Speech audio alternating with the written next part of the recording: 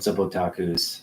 Uh, just put the kid to bed, and we're going straight to an unboxing.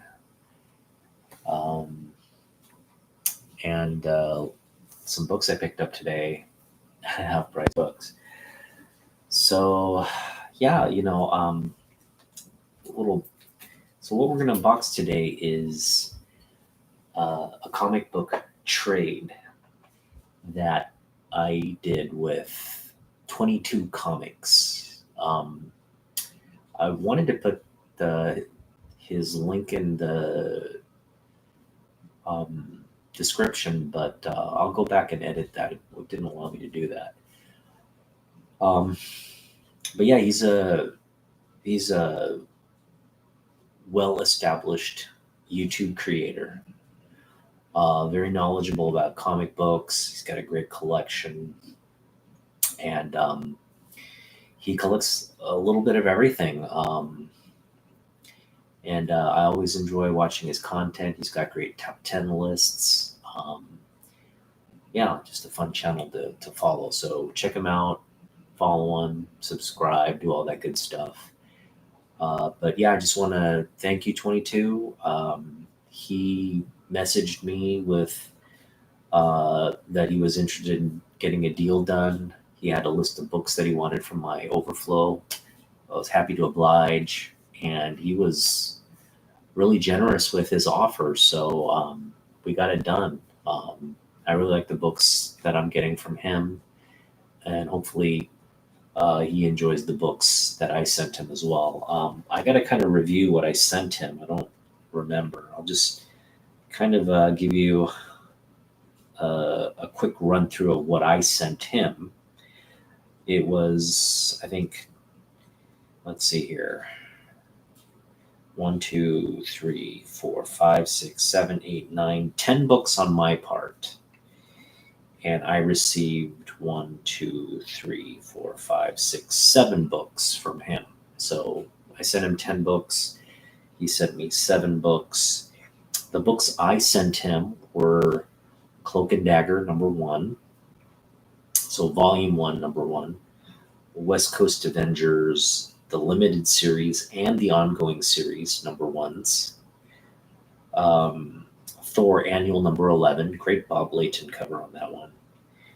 Nova #1, Raiders of the Lost Ark #1, kind of a low grade copy.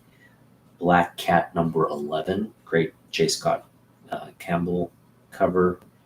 Renew Your Vows #1, Gen 13, the Ray variant. Oh, sorry, no, I didn't send him that one. And the Avatar, first Avatar, Free Comic Book Day. And I may have sent him some extra books. I just threw a couple extra books in there, things that I thought he might like. But yeah, that was it. So 9 to 10 books, pretty much. And again, I think we both got what we wanted, and hopefully, I think his package got there. He kind of fast tracked his package, but I don't know, maybe it's because it's the end of the year or whatever, but USPS kind of misdirected his package. It was supposed to arrive here Wednesday of last week. It got here today, but that's because it was routed to Hawaii. It spent a couple of days there and made its way here. So anyway, I'm not gonna. We weren't in a rush to get it or anything, so it's not a big deal. But these kinds of things happen at the end of the year, I guess. It's a busy time for the post office with all the holiday shipping and whatnot. But yeah, we're going to get to that unboxing in just a moment. I also went into Half Price Books today in South Center. I don't make it out to South Center Half Price Books all that often, but there was a work related thing I had to do out there. So stopped in. There was a Batman think it's 614. Maybe it's 616. 614 or 616. It's a Joker cover, Jim Lee Joker cover. Um, and I would have gotten it. It was $4, priced at $4, which is fair.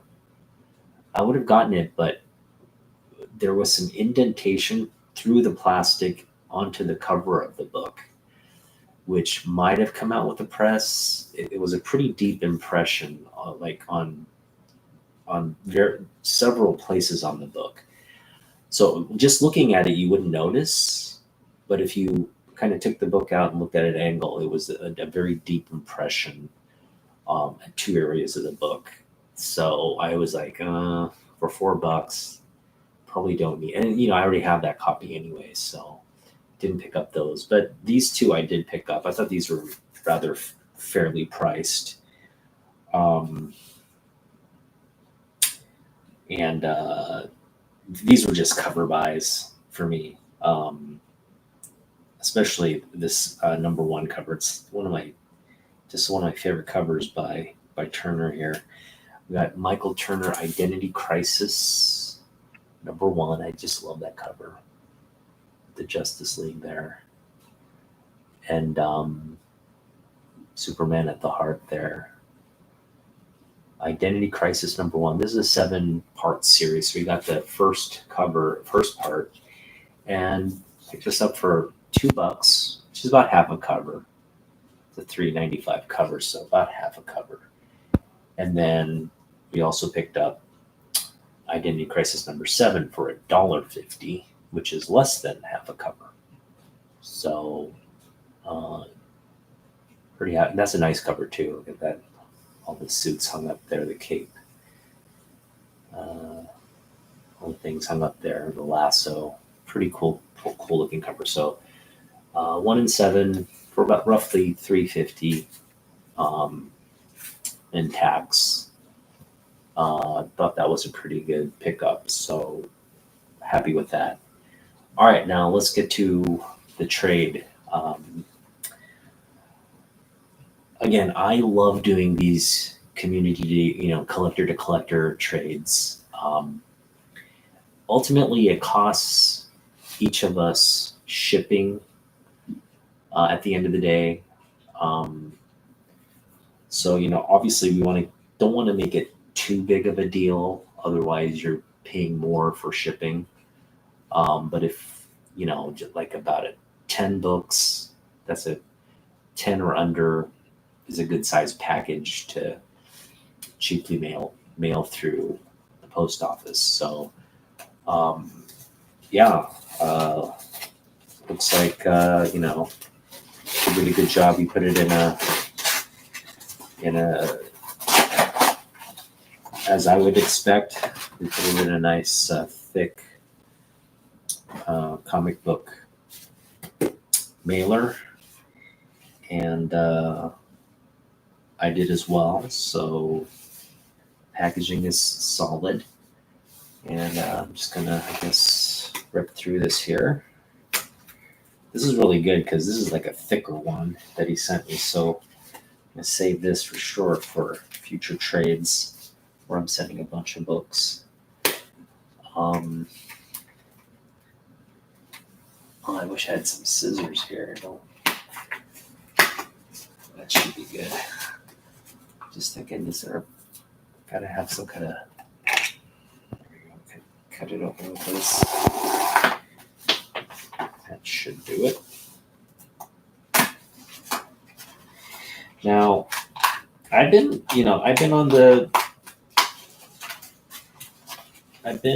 putting together some pretty good deal. I feel like I even went back and watched some of my trade videos from the past 12 months, just to kind of review. It's always good to review,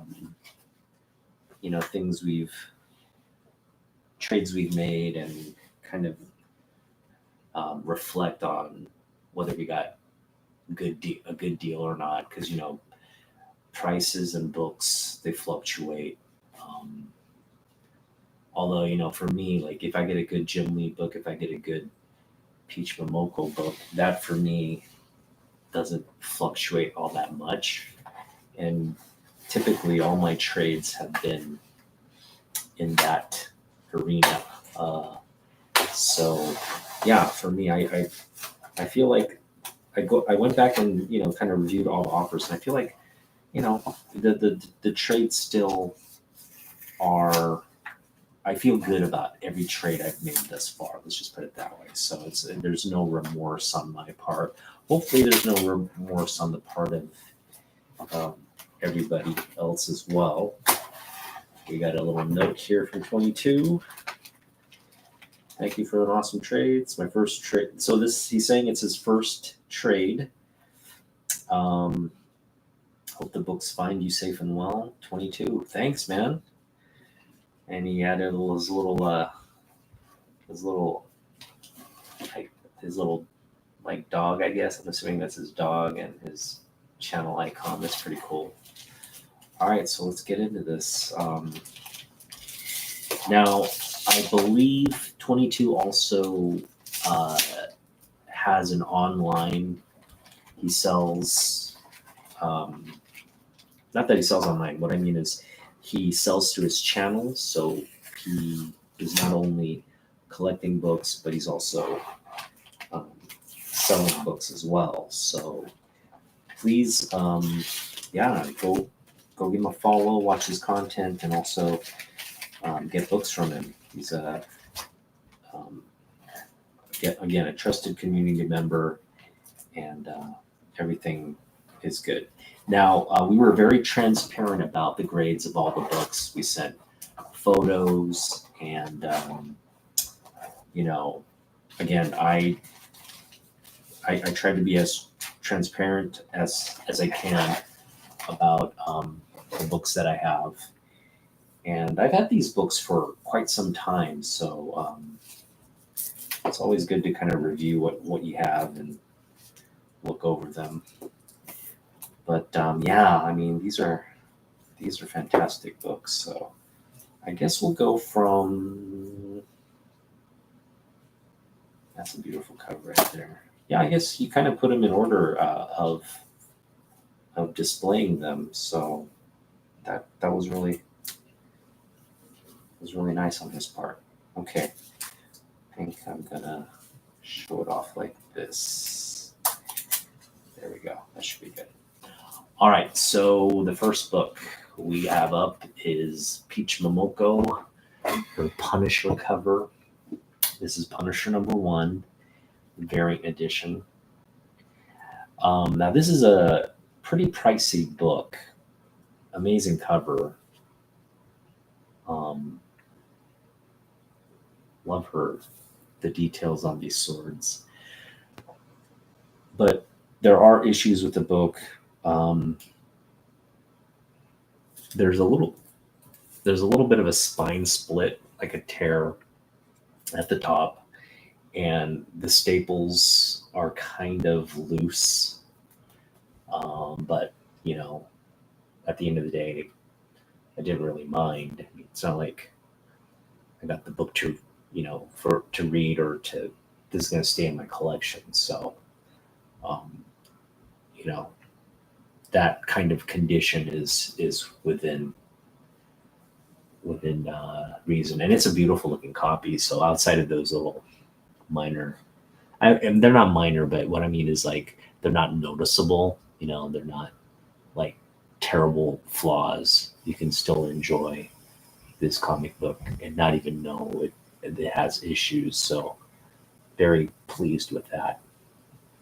Punisher #1. And what I love about there was so much controversy around them changing the the logo of the Punisher to this like new skull version, right? There's a pretty vociferous backlash to that change, and I think they ended up changing it back, or just not dwelling or focusing on the new costume and design change. But I actually think it's pretty cool. Like, it fits with the story and everything, so it didn't bug me all that much. And I love the very dark way they went with this character. Now, I haven't read this series, but I know enough to know, what happens. And yeah, I mean, it takes a pretty, Frank takes a pretty dark, dark turn to evilness. And that's always compelling when you know, okay, how's he going to handle this? Um, but yeah, that's a great book. And we got more Peach Momoko books to get through here. This is a very nice condition book. It's also a milestone edition. This is a Legacy 900 ASM 6. I think they're on volume. What is it? I want to say it's volume 7. Could be wrong. But again, Legacy count number 900. We have Peach Momoko Silk variant cover here. And Silk is Korean. She's a Korean. I think she's Korean, not Korean American. She's Korean. Or maybe she is Korean American. Either way, not a character I'm all too familiar with, but I do love this. Cover here. It's like she's got a blood shadow, which is pretty cool, and sitting on the web with some pretty rad looking spiders. And these spiders are just her spider work is just really awesome to look at. So I know I was complaining like her webs and her spiders, like the motifs in her artwork, um, they tend to kind of ring, they're just consistent. So you see them a lot. But yeah, I was complaining about that, but no, I'm not complaining about with this cover. The spiders definitely look, this webbing and the combination of the black and red look really, really, really cool. So beautiful cover there. ASM 900. That's just wonderful stuff right there. This one also had, I think, some issues with condition. I think there was like a bent corner in the back or something.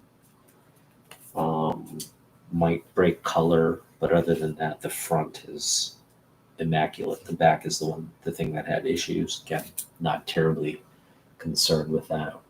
We got ASM number 1. I think it's the same. This is the same volume. Could be volume 7. Yeah, nice little Spider-Man cover there. Legacy 895. Yeah, so this is 5 issues prior to the one we just saw. Love the colors on this one. Yeah, pretty cool Spider-Man there. So he had the condition at around a fine plus. This was near mint, and the Punisher was, I didn't have a condition on that, but very happy with this pickup. This is a book I had almost pulled the trigger on when it first came out, because I was just like, wow, that's a great cover. It's obviously like a key issue, so I was just kind of like, oh, should we get it? Should we get it? We didn't, but it's eventually made its way to my collection, so I'm very pleased with that. All right, got a couple more books left, 4 more books. This next one, yeah, it's just great, and it's also it's a key book. So, when Peach kind of launched the Demon Days, her Demon Days like run or miniseries. This is, I think, the last issue in that launch. That's Demon Days Blood Feud. You got like her version of Emma Frost right there. Absolutely just amazing. Love her ink work right there.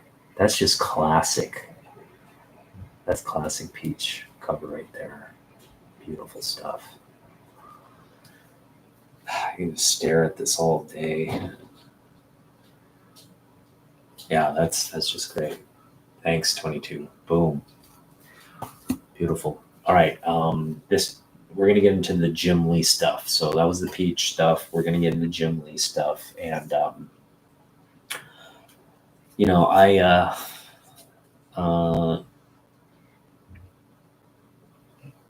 there. So, Tom Taylor basically did a series of villain one shots called Batman One Bad Day. And it features all of his sort of major villains. And it chronicles that one bad day, which contributed to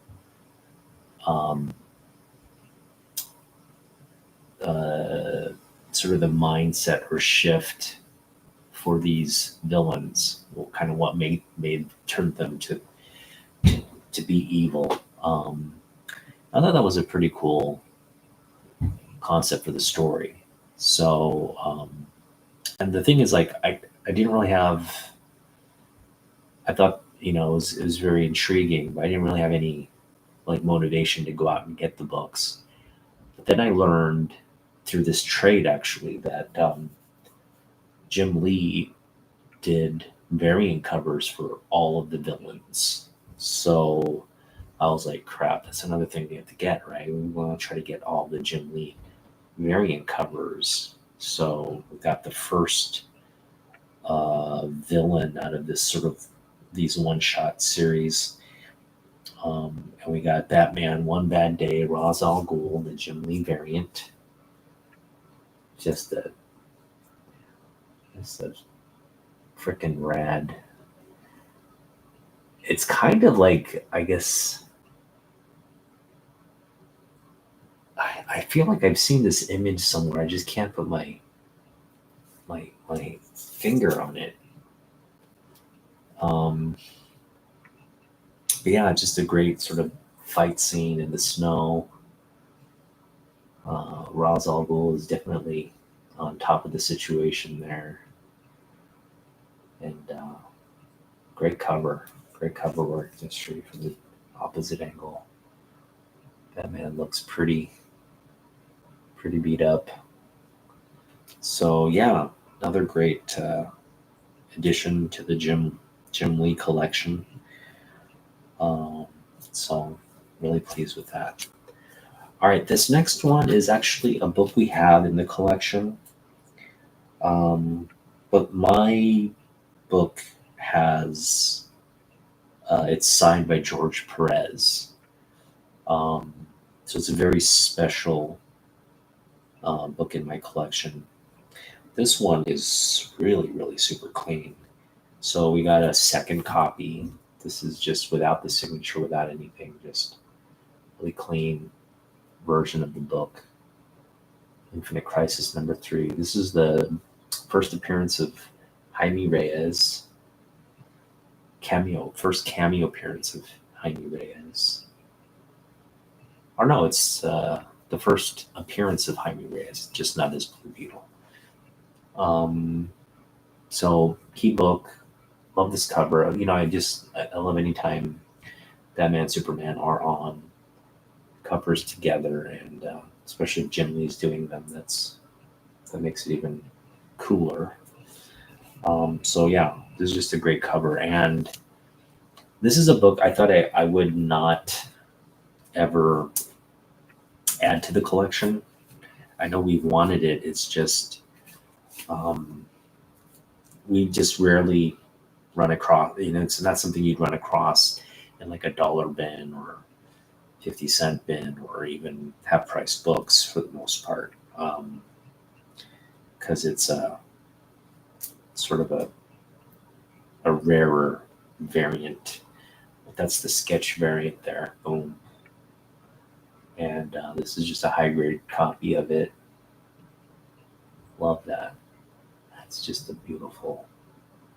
I mean, it's such a contrast to the inks and color when you have the sketch.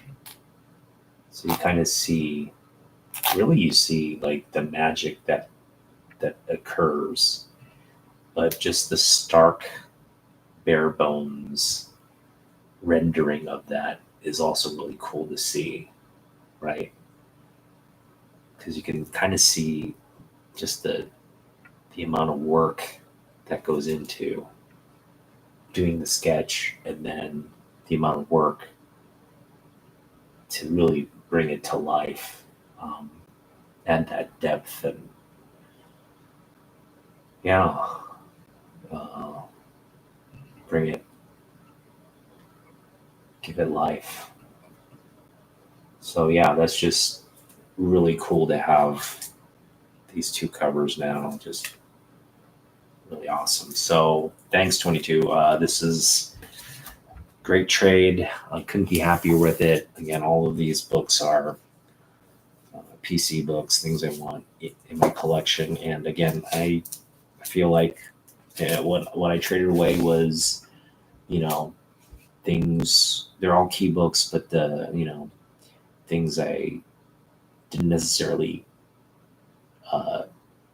collect, or things I didn't feel like I needed in my collection. So I'm happy that it's going to a new home where, um, it will be appreciated. And so, yeah, overall, just great trade.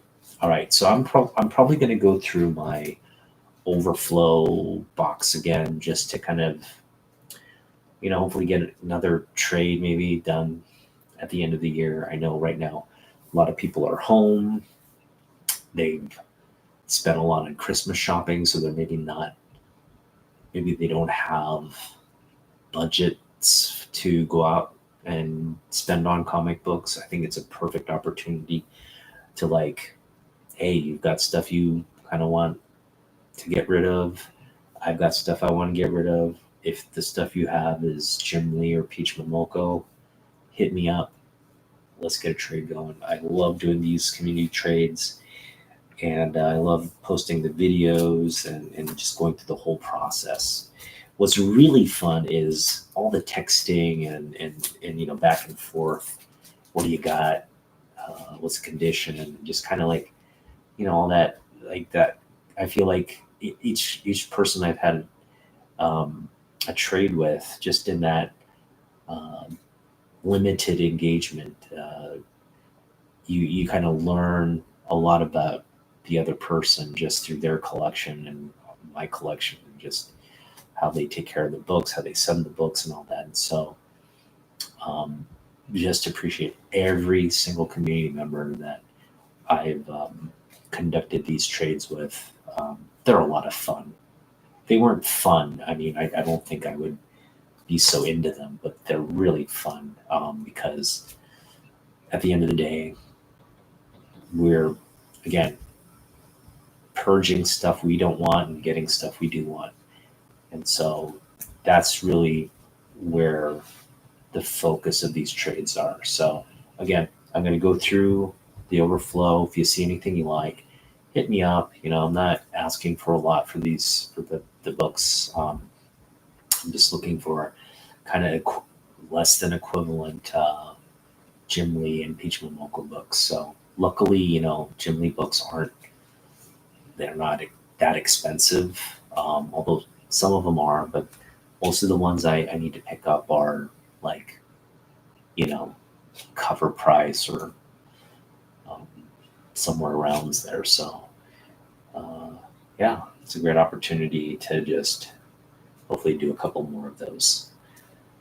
What else we got coming up? Well, let's see here. I got, we got a couple weeks left. I think two really solid weeks before we hit holiday mode. And one thing I do want to, first of all, I want to wish everybody happy holidays. It's a busy time of year. So if you're popping in and what's up, 22? I didn't even see you there. How you doing, buddy? I'm just talking about you and what I got. Thanks again, buddy. Happy holidays. It was just great to get this deal done, and I'm really happy with the book. So thanks again. I've got, it's the end of the year. Don't have much planned. I am putting together the best, so sort of the top pickups from this year. And I did a quick sort of math or calculus of what I picked up, and I realized it's going to be like a top 60 list. I tried to. Oh, no need to apologize, man. It wasn't your fault, and the post office, they do that kind of stuff at the end of the year. Things get diverted, and it was all good. So yeah, like I wanted to keep a list as concise as possible, but I was looking at everything I picked up, and really I had to make it more expansive than limited because there was just so much good stuff I picked up. So I thought, if we do a top 50 list, I'll be able to cover really, get all the books that I want in there that I want to show off. But I realized, like, at 50, I was still leaving off a bunch of major books that I picked up this year. So I was like, wow, let's expand it to 60. So we're doing a top 60 list, and I'm not going to do an all-in-one video. I'll split it up to maybe something manageable, maybe 3 videos, do 20 at a time. That should be fun. So I'm kind of putting that list together as we speak. It is a little bit of a bigger lift than normal, because normally I just pull out books and show them off. But this one, I have to really kind of think about the list first and then prepare each set of books for the video. So I'm targeting after Christmas for that list. So it'll probably be that week, the week of Christmas, when I get to that. And hopefully that's something you guys will be enjoy watching. So 22, I know you went live, so I'm going to catch your show right after this. And again, thanks for hanging out, and happy holidays, everybody. Keep collecting. Appreciate everybody. And yeah, congrats to all the people who got nominated for Comic Book Community Awards. That includes 22 Comics. Shout out to Trev. Shout out to Naman Young. Shout out to Cat Fan Comics Man, and everybody in this great, beautiful community. Shout out to Roger, Damien. They're both lifetime nominees. And yeah, just looking forward to so many great channels. What's up, Ralphast? Happy holidays to you, buddy. Yeah, just again, I just sit in the evenings, and I kind of go through channels and watch as much as I can, check in as much as I can, comment here and there. So it's, again, just a wonderful community to be part of, and so supportive. So thanks everybody for supporting this channel. And again, I have a lot of fun with my collection, so I hope that's really kind of what it is. Just want to share how I kind of enjoy the hobby, what I pick up, my mindset in terms of like strategizing what we're targeting. Because, we all want to have a huge, expansive collection. And some of us have the privilege of amassing a large collection. But for me, it's more about, limited budget, limited space. So, yeah, I try to be kind of calculative about, but it's growing. It's definitely not shrinking. It's growing. So I had to shift the overflow box to like a bigger box. It's not all that bigger. Let me just show you. It's like this big, and I had to, how it's usually portrait, it goes in like portraits. I had to put it in landscape. So it's a kind of a flatter lower box, but you can still flip through it, and then put it on the bottom of the spine. So when you flip through it, you're not damaging the spine. I've got all these like hooks here like that. So we'll go through it, and hopefully, I've also done a major reorganization of my collection. I used to have my like Jim Lee books, kind of in these like cases. And what I decided to do is actually put the Jim Lee in the cabinet, and let that grow. So that could eventually just all be Jim Lee books at the end of the day. And kind of reoriented the books to not hold the sort of the runs we're collecting. I kind of purged all the stuff that potentially we could trade away or sell, and really limited it to like Batman, Spider-Man, Wolverine, the Uncanny X-Men, Superman, Wonder Woman runs, and the artists that I collect. That's my wife. So yeah, it was just this massive kind of reshuffling, and it's still full, but it's now kind of like, oh, okay. Yeah, I don't know how we're going to manage it, because it ultimately, I think we're going to have to sacrifice certain keys. We'll figure it out as we go, but it's like we're at the point where it's like, okay, now what? It's like I still want to pick up these like books that I want, but it's kind of at the point where like, okay, what do we take out in terms of getting there? And I think what makes it challenging is like I'm trying to collect the first 50 issues of Wolverine. That's 50 issues right there, right? So you got to leave space for that. I'm trying to pick up as much Wonder Woman as I can, which leaves it. I think I'm like at 50 right now in terms of Wonder Woman books, and I want to get into like the Bronze Age stuff as well, like the silver Bronze Age Wonder Woman. That's going to be a whole different can of worms. The Fantastic Four run, I've got so many holes in that. Probably got another 20 some odd issues there. I think we're good on Superman in terms of the Byrne run. Batman, I'm kind of pleased with where my Batman collection is. I picked up years 1, 2, and 3.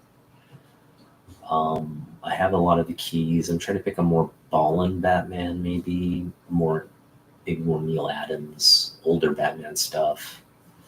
Definitely want to pick up older Batman stuff. Well, we'll see. I think I have to let go of the fact that I don't have to pick up every Batman, because I've got like a bunch of Batman, but that's something I may have to sacrifice, like just purging Batman books. Because as much as I love Batman, as much as he's key part of my collection. I feel like there's so much there. It's like, don't even try, right? So really just staying. I've already got the Jim Lee Batman run down, so there's not much outside of that. Again, it'll just probably be like individual like key issues. But yeah, there's a lot of Batman keys in there, so that's an area. I've already purged Daredevil out from the collection. Um, I can pull more Marvel stuff out, I guess. Like, I think I purged GI Joe too. I didn't want to. I think GI Joe is something that I'm just really hoping we move into a bigger place at the end of the day.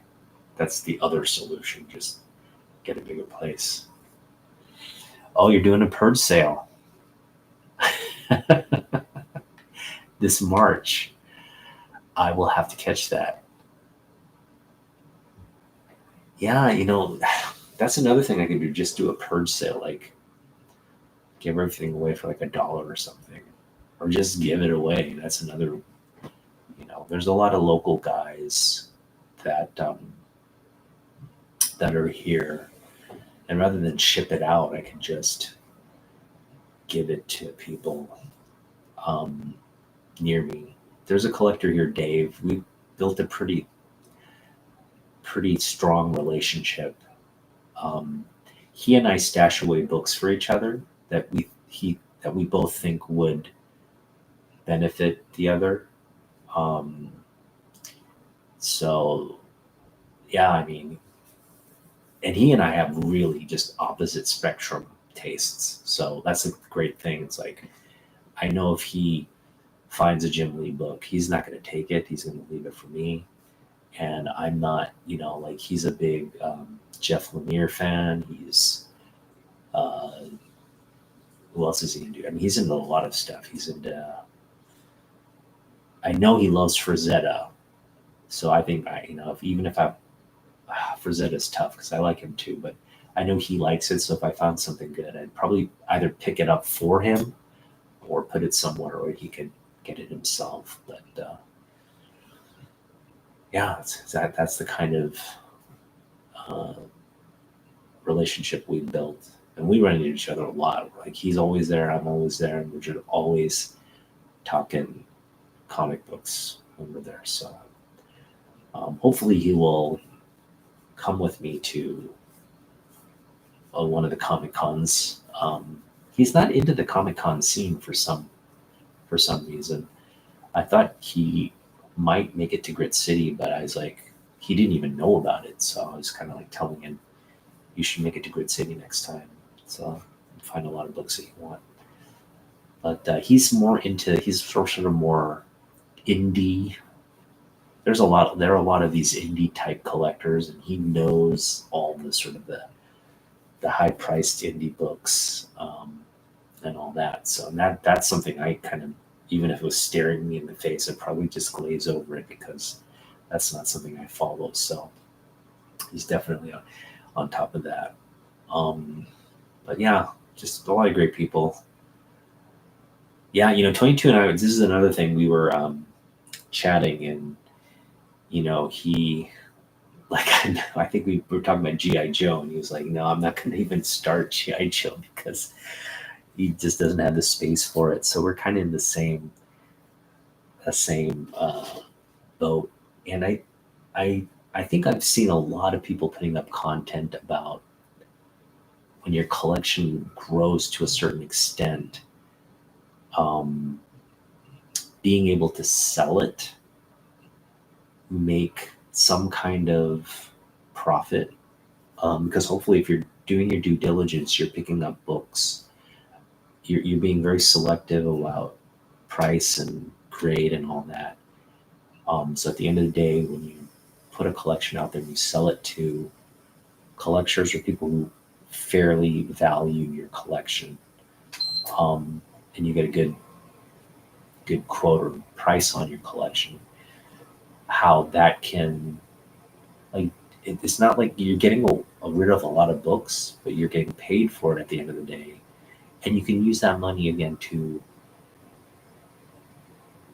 get some of the big books that maybe you want, and also gives you a fresh start to start collecting again. And so I'm not there yet. I don't think I've sold a comic book yet. Actually, no, I take that back. I've sold books, I've traded books. What I mean is, I'm not at that point where it's like, hey, I want to sell this, and I put it out there and it gets sold. No, it's like it takes a long time to even, and you got to like pretty much give it away for it to sell. So I just feel like I'm not a seller. I sell books here and there. Mostly, I've done a good amount of trading, but that as well. I've probably just done maybe 4 or 5 trades this entire year. Maybe 6 trades. Maybe this was my 6th trade, but just a handful of trades throughout the year. So yeah, purging the collection sounds like it sounds so drastic, right? Like you're just getting rid of a bunch of books, but it makes sense. It makes sense, especially when you have this kind of overflow problem that I have, to get something for what's essentially just kind of sitting there collecting dust because you're not really enjoying the books. Makes complete sense. So yeah, maybe we'll focus on that, doing some kind of, I know it takes a lot of effort to do the claim sales and auction. You gotta get everybody's information down, send out, it's get all the materials, and I really respect the guys that do it with integrity, and like have built a reputation of being a good seller. Because for me, it's like, I don't know, I need to get to that level. I think just that mindset where like, hey, look, these are books that you don't really want, but someone wants them, right? So price it fairly, put in the legwork to communicate, be transparent, and do all that legwork. And I think we can move this. So I think I'm gonna try to make that maybe a target or goal in the new year. We're just gonna have to kind of do some research on how to get it done. Maybe build up some of the investment to get all the packing materials, and whatnot. Wow. So Ralphus, how'd you downsize like that? You just sold it to a collector? I really need to pick your guys' brains. That's incredible. 50 to 10. Were you selling at shows? Sold in bulk to a large store. Okay. Wow. 10K. What was the biggest book in that? I'm afraid to ask. It's probably a big book if it's 10K. Anything like you regret about? Because that's a lot of books. 40 short boxes. It's like close to 1,000 books, right?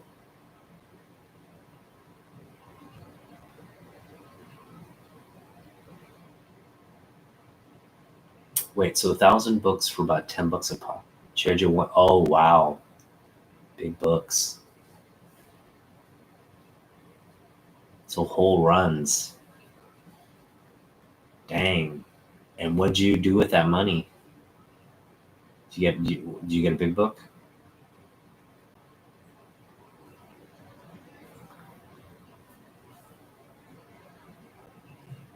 Yeah, see, I just got this hodgepodge of like just random books. Got some books and savings. Okay, cool. Hopefully you got stuff you really like. Because I mean, that's, you put all that effort and all that in, and then 10K is a lot of money, so that can buy you a pretty nice big boy book.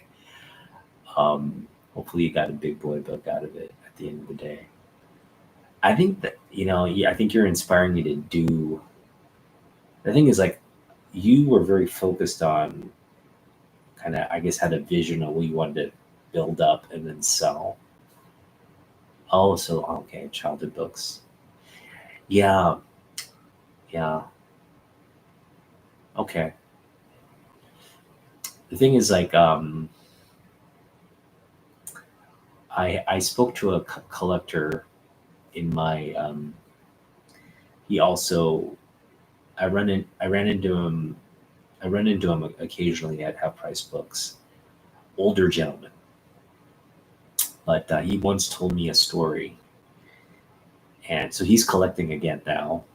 But he had the complete ASM run, basically the entire Marvel runs, and I'm not talking like the first 100 issues, right? I mean, he had the like 1 through like 3 something, right? Of ASM.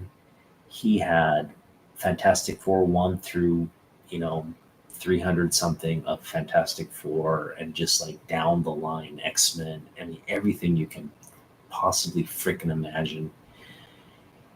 And he sold the entire thing. Okay, this was back, he said, in the 90s, and he got a like, at that time, he got a fair price for that collection, right? Um, but I was like, I was doing the math in my head. I was like, man, but that is not. I mean, you if you had kept that collection, I mean, you could have sold like 3 or 4 of those issues for what you got. And he knew it. He was kind of like, you could see kind of like the sadness in his eyes, like, yeah, those books are worth a lot now. Like, you could see, like, I sure probably shouldn't have done that. And the thing is, like, he's collecting now, but he doesn't have the motivation to. Obviously, he doesn't have the finances, but he doesn't have the motivation to do it. He's just kind of collecting to just enjoy reading and doing books like that. So he doesn't. He's not building a collection. He's just, if he runs into a book he likes, he'll pick it up and stuff like that. So I just thought, wow. Um, but the reason he sold it, so this is where the story gets, it makes sense, is he was selling his collection to put his uh, daughter through college at the time, college tuition. So that paid for his daughter's education. So at the end of the day, like, yeah, in hindsight, you're like, but the present value of money is what is important. And at that time, that present value for his collection paid for his daughter's college education, and then his daughter is doing well, family, he's got grandkids. So, like, at the end of the day, there's nothing to really be remorseful about. Um, you just gotta kind of chalk that up to timing. Like, hey, at that time, it made sense and all that, and you can't think about it. But I was just like, that was just one of the wildest stories I ever heard. Yeah. With the Magic the Gathering, that is valuable. Yeah, just trying to think what because I collect sports cards, and I think, I mean, I've had some pretty big cards in my collection that I've, like, the biggest that come to mind are, like, I've traded away Tony Gwynn rookies, Cal Ripken rookies. Um, I think I even had a Charles Barkley Fleer rookie that I traded away. But I mean, those pale in comparison to like an ASM one or an Uncanny X-Men #1. It was just pale. Back in the '90s, those books were not like blue chip books. weren't I mean, maybe they were considered, but that term wasn't there. So in terms of the value, it was like most adults could just go out and buy that book back when there were hundreds of dollars, right? They weren't um, the tens of thousands of dollars they are now. So just a different uh, yeah, the value is just steadily um, skyrocketed. So yeah, ultimately that's what this guy's story was built around. He's like, and you could tell he was building up to it. He's like, I sold this, and my jaw just kept dropping and dropping even more. Like, oh my god, how are you living with yourself? And then he gets to the point like, hey, put my daughter through school, no regrets. So kudos, man. And that's, I think, yeah, I mean, tuition for school, like, think about what tuition for school costs now compared to what tuition for school costs in the '90s. So, like, it's equivalent, right? It's equivalent now.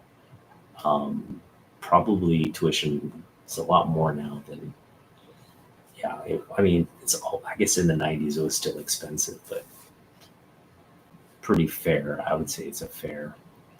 Okay, although again, if he had sold one of those books now, he could probably sell like 4 or 5 of those books now and put his kid through school. So I think, yeah, it's just one of those timing things. And you just don't have the foresight to know, like, oh, this book's going to be, you know, $100,000 book or whatever, whatever those books are going for now. But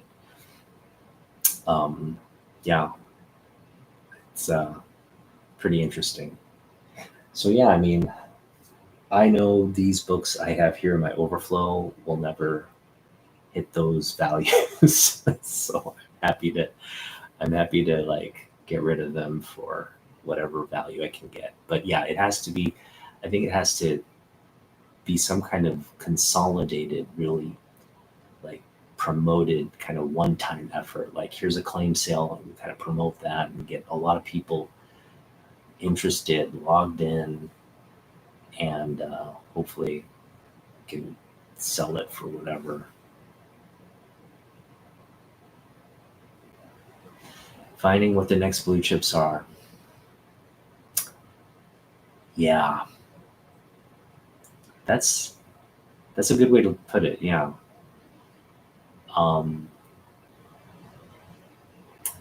because you're right. I mean, if you put it that way, there are a lot of books that you can get now that in 10 years time will have that substantial, you know what I mean, that substantial compound annual growth. It's just, I mean, you can pretty much figure out what those books are. um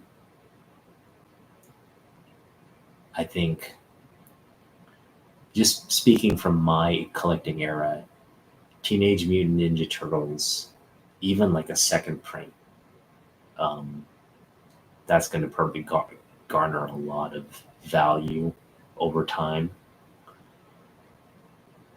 What else? I guess Deadpool first appearance, that would be one. Yeah, Spider Gwen. Um, yeah, yeah, great points. Miles is probably definitely. I think he's the, like, we'll always have Spider Man, but I think for this current generation, the kids that are collecting now, Miles is the their Spider Man. So yeah, for sure, Miles. Um, I think that's also where Marvel. I know they've been trying to integrate the Young Avengers, like work up to that launch point where the Young Avengers are now sort of the faces of Marvel. They've got kind of a newer generation because like old fogies like me are gonna die, right? And people just aren't gonna have the connections with the Thors and the Iron Mans of the Marvel universe. They're gonna probably connect with a younger generation of superheroes, and so that's a great way to go. Like collect, what was that, Young Avengers #1, is it? That would be, I think, a key issue. I know it went up, it shot up in value there for a little bit, but came back down. Yeah, yeah. Um, I don't know. For me, it's just like I'm more about like kind of stuck in my. I I'm a back issue junkie for stuff that I collected in my. So I definitely, I'm with you on some of those Copper Age blue chips. I think even Bronze Age. I think there's so many Bronze Age and Copper Age blue chips that are affordable, meaning you can probably get high grade copies in the hundreds, right? High, maybe just up to like under $1,000, right? Under 1,000, you can pick up these like keys from those eras, which over time will, I think, will be the new um, blue chips for future generations, hopefully. But and I've kind of done that a little bit. I know I picked up a lot of just books that I wanted since I was a kid, so I feel like I got a little bit of that done this year. But yeah, it's they're still big books, right? So a lot of them are, you gotta pony up a little bit of cash to get those, but it is, I think, in the long run, if you're playing that, look at what the value of this will be 5-10 years from now. It makes sense to pick it up at whatever value it is today, because tomorrow it's going to pay off. So I definitely believe comic books are an investment. Not every comic book is an investment, but like you said, 22. If you have the eye for it, if you know how the hobby works, you know what collectors want at the end of the day, where they place their money, where you have that balance of demand and supply, right? Um, the books can get very valuable for sure. And I think, again, there's a lot of value in the Bronze Age still, even in the Silver Age. Like you can pick up a lot of Silver Age keys relatively. I mean, by relative, I mean it's expensive for most collectors, but if you're in that upper echelon of investing and stuff, then they're still somewhat affordable, right? Um, and I'm specifically thinking of um, like a first Punisher or like a first, even Wolverine. For the most part, you can pick up Wolverine. I'd say if you could pick up Wolverine, first appearance of Wolverine, I should say, first full appearance of Wolverine, um, for in the 5K range, you're doing a pretty good. That's a pretty good day. Um, my wife would kill me if I mean, I want that book more than anything, but my wife would kill me if I spent anywhere near that on a book. So that's kind of where I almost picked up Giant Size X-Men because I had the money. I had about $1,000, and I was like, do we pick up a big boy book? Do we just drop it on a big boy book? And the guy had sent an offer for 900. I was this close to doing it. But at the end of the day, I realized I didn't do it because ultimately what it was I was overpaying. I was overpaying, and for the grade, it looked great. It looked great, but it had issues, and it was a specific grade.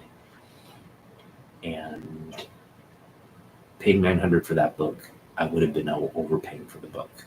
The guy knew it, but he would not budge on the price. So I stood my ground as well, and the deal didn't go through. But it almost happened because it was up to me to be like, okay, do I overpay for this grade or do I just not pick it up? Because to get giant size for under 1,000 is pretty damn near impossible, unless again you can only think about low grades, right? So at the end of the day, it's like how low of a grade are you willing to go? I mean, this thing still had I think it had all the stamps in it, and it was just like a complete book. So, um, Pokemon,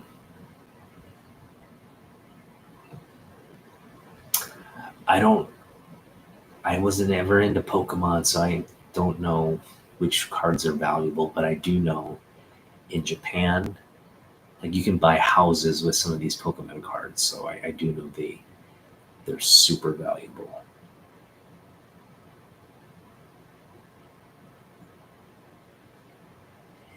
So I will say this: I used to have. No, I'm sorry. I'll take that back. I didn't have a Jordan rookie, but I have the Jordan rookie sticker from that Flair set. I had that sticker. I think that sticker is worth a lot of money.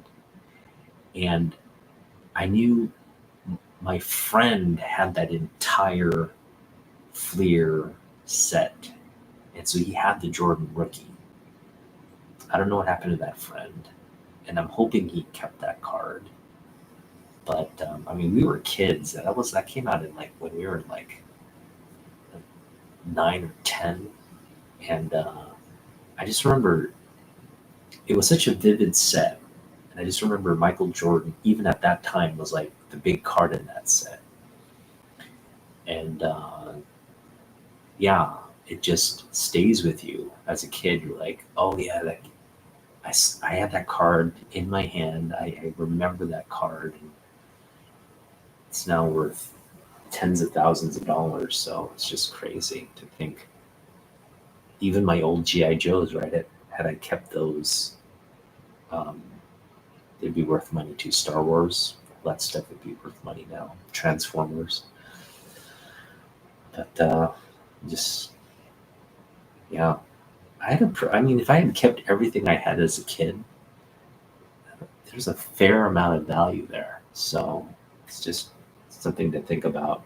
Should probably box everything I'm buying for my kid now. Although we open up everything, so I don't know how much value there is after you open it up. I'm sure there should be. Probably sure there's probably some Hot Wheels that he has that 20 years from now, some collector will be like, I want that Hot Wheels. We got a bunch of like Tomy car, which Tomy car is like the Japanese Hot Wheels. I'm pretty sure there's some Tomy cars there that in 20 years from now, some collector will be like, that's $1,000 car or something. Ooh, yeah. See, that's the way to go. Get the stuff from Japan. That's the thing in Japan. Like they when they say limited edition, they really mean it. And so like that limited edition, if you release it in Japan, it's gone, and then it's never to be seen again. And so, but there's a lot of those instances. So not everything may, retains a value that's limited. So you'll have some things it sells out, but then the value drops over time, and then people end up like reselling it, and like people pretty much forget about it. But there are things like Pokemon cards, or things there are certain things where you release it, it sells out, and then it just shoots up because you'll never see it again, essentially, right? So for sure. Now I can't think of anything like that here. I mean, sports cards are getting to that level. Like when you see these like one of ones signed, like in the fragment of a jersey fused into the card, and that's like they they release it. They say it has like a 10,000 or $200,000 value, and people like put real money down to get that card, right? But a lot of that is a bubble, right? So 10 years from now, are people going to want to pay 20,000 or 200,000 for that card? That's a crapshoot. My money is like no, but for the people that got the Shohei Ohtani cards, dang, that $700 million contract he just signed over the weekend. Much of it is deferred. I realize it's not present value money that he's getting, but he's going to eventually get that value at the end of his career. By year 10, he's going to have 700 million. Who knows if 700 million is going to be worth all that much in 10 years? I would imagine it still will be, but man, is that a blockbuster deal. And now I have to root for the Dodgers. Never thought in my entire life I would say that I would utter those words, but I'm a big Shohei Ohtani fan. I'm a Mariners fan first and foremost, Mariners till I die, but I do not like the current front office. I do not like the ownership. Um, they traded away all the players that I liked. There's maybe a handful of players that are decent, but our season, I mean, if we make the playoffs in this upcoming baseball season, I will be very surprised because the way right now, first of all, we haven't picked up anybody.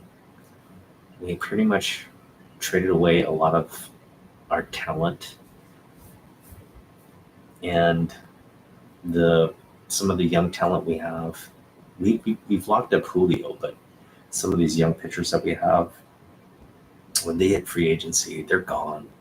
I mean, they're going to get big time contracts, and if Seattle mismanages their careers even one iota, they're going to have such a big chip on their shoulder. You know, it's like I doubt it's not going to be a good situation. Those young guys, they're going to feel like, man, Seattle's not helped my career one bit. Um, so it's not. I mean, I just feel like we're stuck in this like loop of hopelessness. Seattle baseball fans are probably the saddest fans on the planet, and I really don't have any expectations for this season. I'm not even looking forward to it. I am looking forward to watching Shohei Ohtani play, though. He's freaking. He's just. I mean, what he did in that Japan U.S. final. My wife and I are watching that. I mean, she doesn't watch sports. Okay, she absolutely no interest in sports. But we had we got her dad to broadcast the game over chat. He was filming in front of his television. We're watching the game from Japan, live from Japan. It was evening here. That's how we watched the game. And we watched that moment live when he struck out Trout, and we were just like, just losing our minds. Because she's Japanese, so she's Team Japan. I was kind of pulling for Japan, to be honest. You know, um, I don't think Japanese baseball gets enough credit. Obviously, the major leagues are where the talent comes, but you know, again, if you ask me, Ichiro Suzuki is the best hitter of all time, but you'll have so many people who argue, no, Pete Rose is the best, and all this garbage about Rose being the greatest. When if you add Ichiro's hits from the JBO and the US, it far overshadows anything Rose could have done in his career. So for me, it's no con. And that's the thing. That's like, I wish more baseball fans would realize, you know what, the way a current system is, Japanese players just don't have that. Like Shohei came relatively young, but he had to play, I think, 3 seasons before coming to that. So you can look at it as like a farm system of sorts, but most Japanese players that are going to play good 3-5 years in Japan before they even get an opportunity to play in the US, and that's just unfortunate. I mean, Ichiro played a good almost 7 seasons before he made it to the MLB. That's a career for a lot of players, 7 seasons. So, and he was an all-star from the get-go. So it's, I just think there's a lot of, the way they play baseball in Japan, they bring up a lot of really good, like built up players, not naturally talented, but it's a skill game, right? And they build up a lot of skilled players that don't get enough credit or recognition here in the US. But hopefully that's going to change with Shohei Ohtani. And you notice more Japanese players are in the draft now, more are requesting to get into the US market. They're giving up their Japanese playing time to come here. And I think that's ultimately good for Major League Baseball, because some of these players, they should be coming to the MLB from the get-go. They shouldn't even have to play a single game in Japan. And if they are going to play in Japan, at least just 1 season, like they have that stellar 1 season, bring them here. Like, don't waste time there. And then you don't get these like, oh, he didn't play enough in the US to be considered. It's got to be held to the US standard, but baseball is baseball. All right. Kind of went on this long tangent of a rant, but again, love the books I just picked up from this trade, and we're going to continue to. I guess that's the last thing. Yeah, just kind of end the year with a look back at our top pickups. Maybe a book from this pile here that I've had today will make it to that list. Very well be. So tune in for the top 60 books of 2024, and we'll look forward to a new year and more fun. So I think I've decided. You guys have convinced me. I'm going to do a 2024 sort of purge of the collection. We'll try to do some kind of claim sale or auction or something, and move these books. Well, maybe we'll do a dollar sale auction or something. And I just got to kind of, maybe do a couple of like practice runs, get myself more familiar with how to conduct these kinds of things, because it's new to me. Try to watch what other, I guess, collectors and sellers are doing and try to mimic that as much as possible. But I think that'll be a fun kind of project to get into in the new year. It'll definitely help with maybe building up the budget for in time for Emerald City Comic Con. So maybe we'll put it out there as like a Emerald City Comic Con prep sale or something. All proceeds goes to Otaku's Comic Con fund. We'll make it fun. All right. Thanks for hanging out, guys. Really love you and appreciate you. And we'll see you in the next one. Peace out.